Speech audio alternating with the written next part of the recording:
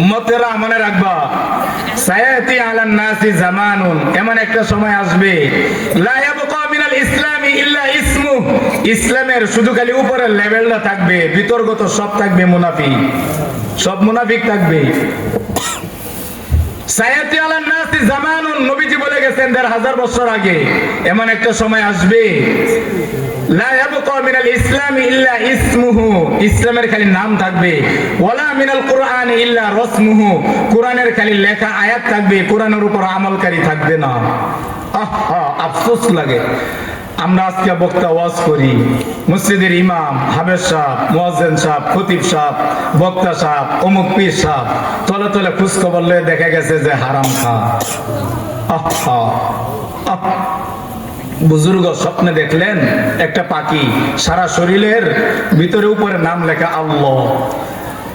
পাখি স্বপ্নে দেখলেন বুজুর্গ, সারা শরীরে একটা পাখির নাম লেখা হইল আল্লাহ আল্লাহ, পুরা পাখার ভিতরে শরীরের ভিতরে আল্লাহ আল্লাহ নাম লেখা। পাখিটার সারা শরীরে নাম লেখা আল্লাহ আল্লাহ। পাখিটা একটা স্বর্ণের গাছের টুকরা, হীরা মণিমুক্তা, এরকম হীরা মণিমুক্তা দিয়ে বানানো একটা গাছের উপরে বসে রয়েছে, শরীরের ভিতরে আল্লাহ আল্লাহ নাম লেখা। যে গাছের ভিতরে বসে রয়েছে এই গাছটা হইলো স্বর্ণ দিয়ে বানানো, মণিমুক্তা, হীরা জৌহর দিয়ে বানানো। এই গাছের উপরে বসে বসে পাখির শরীরে আল্লাহ আল্লাহ নাম লেখা, গাছের উপরে বসে বসে পাখি পায়খানা খাচ্ছে। আল্লাহর ওলি স্বপ্নে দেখলেন, স্বপ্নে দেখার পরে আরেক আল্লাহর ওলির কাছে বলতে গেছেন, স্বপ্নের কথা তো সবার কাছে বলা যায় না, সবার স্বপ্ন এক রকম হয় না, সবার ব্যাখ্যা এক রকম হয় না। আল্লাহর ওলি খুব আফসোস করে ঘুম থেকে পেরেশান হয়ে উঠলেন, কি স্বপ্নে দেখলাম, স্বর্ণ দিয়া গাছ বানানো, মণিমুক্তা হীরা জৌহর দিয়া গাছ লাগানো, এত সুন্দর একটা গাছের ভিতরে এত সুন্দর একটা পাখি, যে পাখির সারা শরীরে আল্লাহ আল্লাহ নাম লেখা, অথচ এই পাখিরা গাছের উপরে বসে বসে তার শরীরে আল্লাহ আল্লাহ নাম লেখা, অথচ এই গাছের উপরে বসে বসে সারা শরীরে আল্লাহ আল্লাহ নাম লেখা, অথচ সে খাচ্ছে হইল পায়খানা। আল্লাহর ওলি আরেক আল্লাহর ওলির কাছে গেলেন, গিয়ে বললেন, বুজুর্গ উস্তাদজি, আমি তো এই গত রাত্রে গুজশতা রাত মে মাইনে এই খ্বাব মে দেখা মাইনে ऐसा कर रहा हूं, উস্তাদজি গতকাল রাত্রে স্বপ্নে দেখলাম এই এই ঘটনা।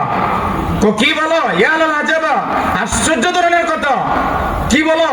হ্যাঁ হ্যাঁ হ্যাঁ সত্যি উস্তাদজি, কসম খেয়ে বলবো আমি এটাই স্বপ্নে দেখেছি, গুজশতা রাত মে মাইনে এই খ্বাব মে ऐसा দেখা, আমি এটা দেখলাম গতকাল রাতে। কি দেখছো? বলল এই কথাটা, পাখির শরীরের ভিতরে আল্লাহ আল্লাহ নাম লেখা, স্বর্ণ দিয়ে গাছ বানানো, মণিমুক্তা জৌহর দিয়ে গাছ বানানো, চকচক ঝলমল করতেছে গাছ, এই গাছের উপরে পাখি, যে পাখির সারা শরীর আল্লাহ নাম লেখা, অথচ এই পাখির মুখের ভিতরে পায়খানা। উস্তাদজি কি স্বপ্নে দেখলাম? কিতাবের ভিতরে লিখছে, ওই উস্তাদ তাকে ভিতরে ডেকে নিলেন, ডেকে নিয়ে বললেন, সত্যি তুমি এমন স্বপ্নে দেখছো? উস্তাদজি আপনার পায়ে ধরে বললাম, আল্লাহর কসম এটাই স্বপ্নে দেখছি। ভালো করে খেয়াল করেন, ওনার পীর বুজুর্গ বললেন, সায়াতি আলান নাসি জামানুন লা ইয়াবকা মিনাল ইসলামি ইল্লা ইসমু ওয়ালা মিনাল কুরআন ইল্লা রাসমু, এমন একটা সময় আসবে, এমন একটা সময় আসবে, এমন একটা সময় আসবে, পাগড়ি আমার ঠিক থাকবে, মুখে জুব্বা, মুখে দাড়ি ঠিক থাকবে, চশমাও ঠিক থাকবে, হাতও সুন্দর গড়ি থাকবে, আংটি থাকবে, জুব্বাও ঠিক থাকবে, পাগড়িও ঠিক থাকবে, সব ঠিক থাকবে। দেখবা এরাই এক সময় দেখবা তলে তলে হারাম খাবে, বাতিলের সাথে হাতাহাতি কইরা আল্লাহর জমিন আল্লাহর দিন প্রতিষ্ঠা হোক এরা চাবে না। এরাই হইল ওই পাখি যারা ওয়াজ করবে, মাহফিলে মসজিদে খুতবা দিবে, যারা হাফেজ সাহেব কোরআনের বিনিময়ে, ইসলামের বিনিময়ে, আল্লাহর দ্বীনের বিনিময়ে, নবীজির রক্ত মাখা দ্বীনের বিনিময়ে তারা ইসলামকে ধ্বংস করে, হাতাহাতি করে, বাতিলের সাথে হাতাহাতি করে তারা দেখবা দুনিয়ার স্বার্থ কামাইয়ের পিছনে লেগে যাবে। কেমনে বুঝাই? আজকে উলামায়ে কেরাম আমাদের যে অবস্থা, উলামায়ে কেরামের যে অবস্থা, কি পরিমাণ হারামের সাথে যে আমরা জড়িত হয়ে গেছি, কি পরিমাণ মিথ্যা আমরা ওলামায়ে কেরাম গীবত চুগল করি, অন্যের দুশ্চর্চা গীবত করি। আল্লাহ আমাদের সবাইকে হেফাজত করেন, বলেন আমিন। জোরে বলেন আমিন। ঘুমায় পড়তেছে, ডাক দিন, ঘুমায় পড়তেছে। মুমিনদের জন্য সুসংবাদ, 9 শ্রেণীর মুমিনদের জন্য সুসংবাদ। সূরা তাওবা 9 নম্বর সূরা, নাম হলো সূরা তাওবা। 9 নম্বর সূরা, 11 নম্বর পারা, 4 নম্বর পৃষ্ঠার 1 নম্বর 2 নম্বর লাইনের 112 নম্বর আয়াত। এদিকে তাকান। ইবাদত করবে 2 শর্তে, ইবাদত করতে হবে 2 শর্তে। 1, আল্লাহর হুকুম থাকতে হবে। 2, নবীদের তরিকা থাকতে হবে। অর্থাৎ মূল কথা হলো ইবাদত করার জন্য কুফরি করা যাবে না, শিরিক করা যাবে না। 2 নম্বর হলো বেদাত আর রুসুমাত করা যাবে না। বেদাত মুক্ত, শিরিক মুক্ত ইবাদত করতে হবে। এই শিরিক মুক্ত ইবাদত, বেদাত মুক্ত ইবাদতের ব্যাপারে বিশ্বনবী বলেন, আখলিস দীনাকা ইয়াকফিকাল আমালুল কলিল। অল্প আমল করো, বেদাত মুক্ত আমল করো, শিরিক মুক্ত অল্প আমল করো, নাজাতের জন্য যথেষ্ট হয়ে যাবে। সুবহানাল্লাহ। বড় বড় 5টা আমল। 1, as-salatu ala waqtiha wa fi riwaya as-salatu ala miqatiha, সময় মতো নামাজ। ইন্না as-salata kanat ala al-mu'minin kitaban mawquta, কোরআনের আয়াত। আল্লাহ বলেছেন 5 ওয়াক্ত নামাজ আমি মুমিনদের জন্য ফরজ করে দিয়েছি। 5 ওয়াক্ত নামাজ পড়তে হবে, সবচাইতে বড় ইবাদত। আপনি যত ইবাদত করেন, যদি আপনি নামাজ না পড়েন, নবীজি বলছেন, নবীজি ভাই এদিকে তাকান, ঘুমায়েন না। নবীজি বলছেন হাসরের ময়দানে সমস্ত মানুষের যত আমল, কিয়ামতের ময়দানে আমল সম্পর্কে জিজ্ঞাসা করা হবে। সর্বপ্রথম কোন আমলের কথা জিজ্ঞাসা করবে বলেন তো দেখি, পারেন কিনা? নামাজের কথা। সবাই পারেন, নামাজ। আল্লাহ রাসূল বলেন, আউয়ালু মা ইউহাসাবু বিল আবদু ইয়াউমাল কিয়ামাতিস সালাহ। আমাদের মসজিদে গতকাল কেউ কিতাবে তালিম করা হয়েছে, যে ব্যক্তি হাসরের ময়দানে এই কথা বলতে পারবে, আমি হারাম খাই নাই, মা বাবার সাথে বেয়াদবি করি নাই, আল্লাহ আমি ঋণ পরিশোধ করেছি, ঋণ নিয়ে মারা যায় নাই, যেই ব্যক্তি এই কথা বলবে, আল্লাহ আমি 5 ওয়াক্ত নামাজ যতটুকু সম্ভব হয়েছে পড়ছি, যেখানে পারছি সেখানে পড়ছি। হাদিসের কিতাবের ভিতরে তালিম হয়েছে, শুনছি, কিতাবে আছে, ফাজাইল আমল, ফাজাইল সাদাকাত, মুনতাকাব হাদিসের কিতাব, আপনাদের মসজিদেও আছে। নবীজি হাসরের ময়দানে বলবেন, তোমার নামাজ ঠিক, তোমার সব বাকি ইবাদত ঠিক, ফায়াদখুলুনাল জান্নাহ, আজকে তুমি জান্নাতে চলে যাও। সুবহানাল্লাহ। এখন যারা বলবে এই কথা, আমরা তো অমুকের মুরিদ, আমাদের নামাজ লাগবে না, তাদের কথা ঠিক না বেঠিক? আরো আসতে কোন, ঠিক না বেঠিক? তাহলে নামাজ দরকার আছে না নাই? নামাজ জীবনে কয়বার পড়বেন? ওই যে একবার বলে, নামাজ একবার না মরণের আগ পর্যন্ত। এখন যদি এক সেজদা দিয়ে অথবা একবার নামাজ পড়ি, তাহলে আল্লাহ মাফ করে দিব নাকি? কথা কয় না? নামাজ কতদিন পড়বো? আল্লাহ কোরআনেই বলছে, আপনার আর আমার বলার দরকার নাই। ওয়াবুদ, ইবাদত করো, নামাজ পড়ো, রোজা রাখো, হজ করো, আল্লাহর জমিন আল্লাহর দিন প্রতিষ্ঠা করার জন্য প্ল্যান করো, প্রোগ্রাম করো, জিহাদের তামান্না দিলে লালন করো, সময় সুযোগ মতন জান মাল খরচ করে বাতিলের বিরুদ্ধে লড়ো, ইবাদত করবা। কতদিন? হাত্তা ইয়াতিয়াকাল ইয়াকিন আই আল মাউত, হাত্তা ইয়াতিয়াকাল ইয়াকিন আই হাত্তা ইয়াতিয়াকাল মাউত।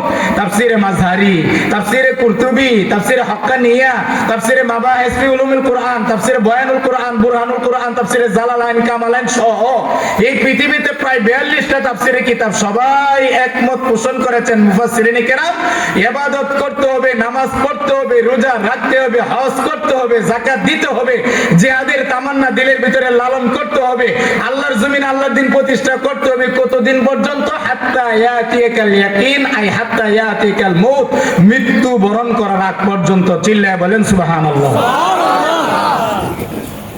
নামাজ পড়ব, নামাজ সবচেয়ে বড় বড় 5টা ইবাদত। 1 নম্বর ইবাদত হলো সময় মতো নামাজ।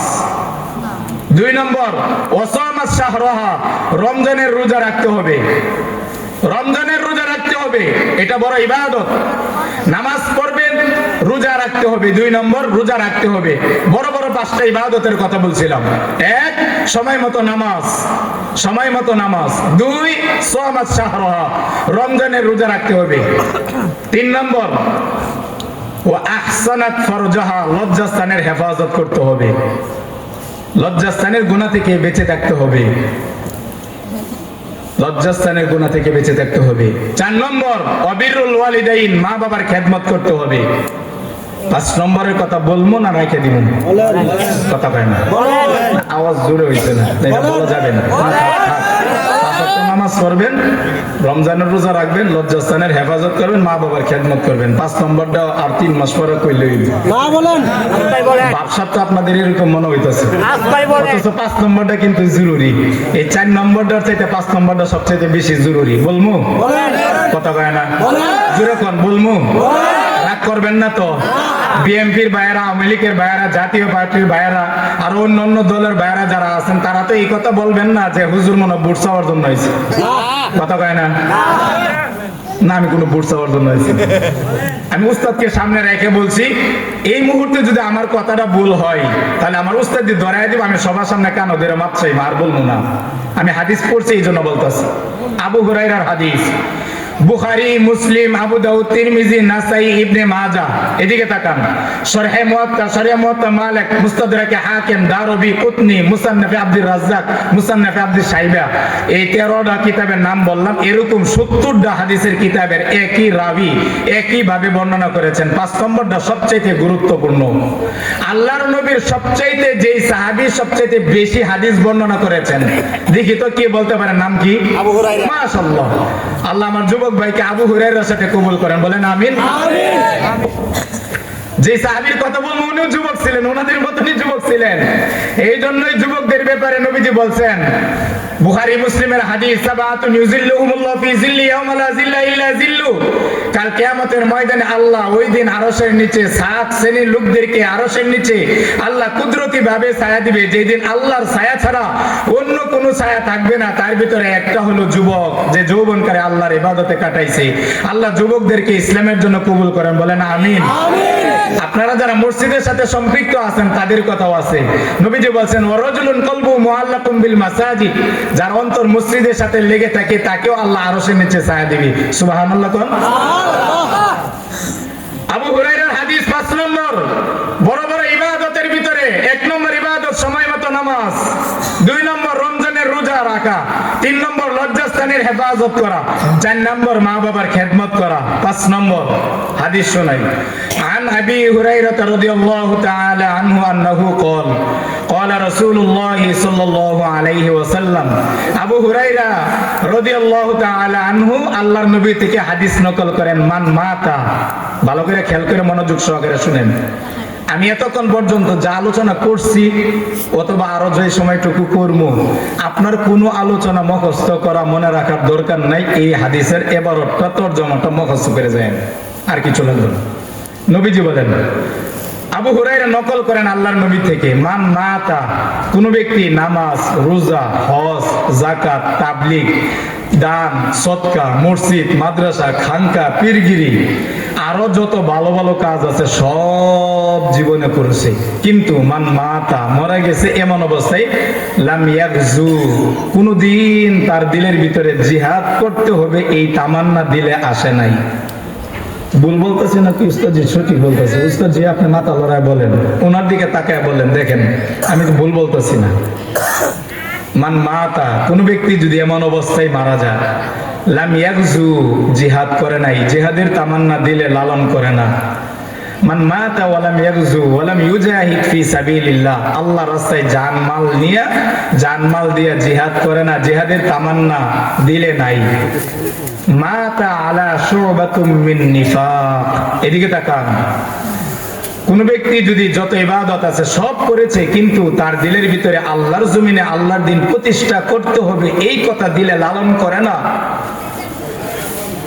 জানমাল খরচ করে আল্লাহর রাস্তায় জিহাদ করতে হবে, বাতিলের বিরুদ্ধে লড়তে হবে, জিহাদ করতে হবে, জিহাদের তামান্না দিলের ভিতরে যদি না থাকে, নবীজি বলছেন, আমি না আমার কথা বিশ্বাস করেন না, হ্যাঁ হ্যাঁ হ্যাঁ হ্যাঁ ভাই, নবীজি বলছেন হাসরের ময়দানে আপনাকে নবী জিজ্ঞাসা করবেন,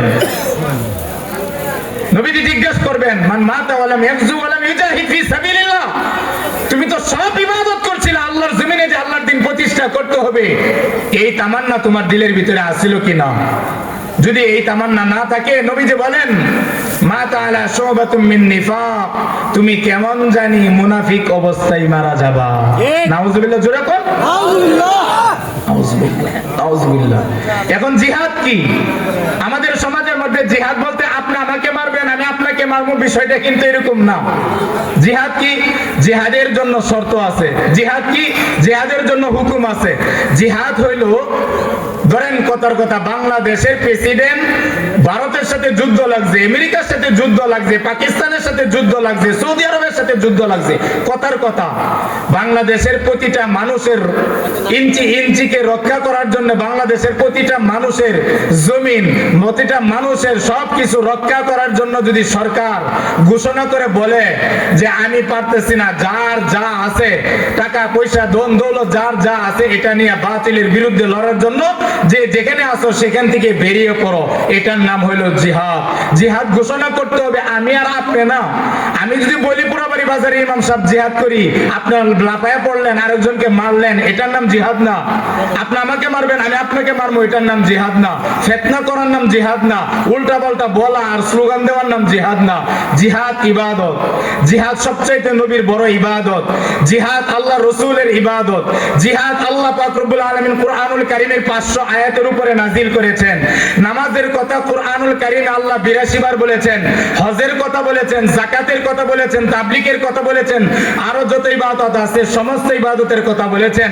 পার্সেন্টেজ দেখা গেলে কুরআনুল কারীমের 6666 আয়াত অনুযায়ী আপনি সর্বোচ্চ 500 আয়াতের উপরে আল্লাহ তাআলা কুরআনুল কারীমে আল্লাহর জমিনে আল্লাহর দ্বীন প্রতিষ্ঠা করার জন্য জিহাদের হুকুম আল্লাহ নিজে 500 আয়াতের উপরে আল্লাহ তাআলা নাজিল করেছেন। সুবহানাল্লাহ।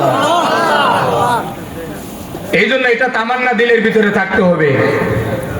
বেশি কিছু বলবো না, এতটুকু বলবো, ওই যুবক কিছুদিন আগে শাহাদাতের তামান্না পেয়ালা পান করে গেছে। ওই যুবকের মতন একজন যুবক পুরো পৃথিবী কাঁপায় দিয়েছে যে সত্যিকার অর্থে ইসলাম প্রেম, দেশ প্রেম, জনগণের প্রেম, ইসলাম কি জিনিস, এটা যুবক শাহাদাত বরণ করে দেখায় দিছে। কথা বলেন ঠিক কিনা? সম্মানিত উপস্থিতি, আমার সময় শেষের দিকে, আমি শেষের দিকে যাচ্ছি। 2 নম্বর, ইবাদত করব দুইটা জিনিস মনে রেখে। 1, ইবাদত করতে গেলে আল্লাহর হুকুম আছে কিনা। 2, নবীজির তরিকা আছে কিনা। এদিকে তাকান, ওই যে হাজী সাহেব বসে রয়েছেন, ওই যে আমির সাহেব বসে আছেন, উমরা করে আছেন, বসে আছেন, জিজ্ঞাসা করেন যে জায়গায় নবীজি হাদিস ভাষণ দিতেন, আরাফার ময়দানে নবীজি সাহাবাদেরকে রেখে বলে গেলেন তারাকতু ফীকুম আমরাইন, আমি তোমাদের মাঝে 2টা জিনিস রেখে গেলাম। লান তাদিল্লু মা তামাসসাকতুম বিহিমা কিতাবাল্লাহি ওয়া সুন্নাত রাসূলি। এই 2টা জিনিসকে যতদিন পর্যন্ত কোনো ব্যক্তি মজবুতের সাথে আঁকড়ে ধরবে, অর্থাৎ এই 2টা জিনিসে ফলো করে চলবে, তাকে পৃথিবীর কোনো ব্যক্তি তাকে গুমরাহ করতে পারবে না। 1, কিতাব আল্লাহ কোরআনে কারীম। 2, সুন্নাত রাসূলি, নবীজির সুন্নাত। ইবাদত করব, মনে রাখবো ইবাদত করার জন্য আল্লাহর হুকুম, নবীজির তরিকা আছে কিনা। ঠিক আছে তো ইনশাআল্লাহ?